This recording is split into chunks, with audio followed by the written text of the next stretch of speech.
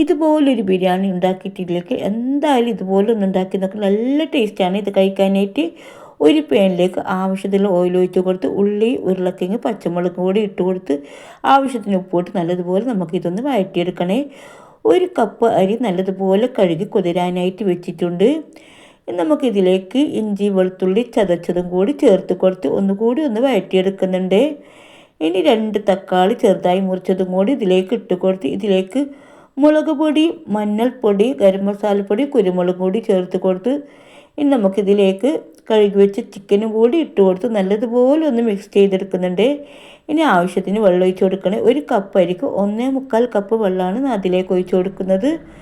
ഇതിലേക്ക് അരിയും കൂടി ഇട്ട് കൊടുത്ത് നമ്മൾക്കിത് അടച്ച് വെച്ച് ഒന്ന് വേവിക്കണേ. കുറച്ച് കറിവേപ്പിലയും കൂടി ഇട്ട് കൊടുത്ത് നമ്മൾ ടേസ്റ്റി ആയിട്ടുള്ള ചോറ് ഇവിടെ റെഡി ആയിട്ടുണ്ട്. ഇതിലേക്ക് കുറച്ച് നെയ്യ് കൂടി ചേർത്ത് കൊടുത്ത് നല്ല രീതിയിൽ നമുക്ക് ഈ ചോറ് കിട്ടിയിട്ടുണ്ട്. ഇന്നത്തെ നമ്മുടെ മിനി വ്ലോഗ് ഇത്ര തന്നെയുള്ളൂ.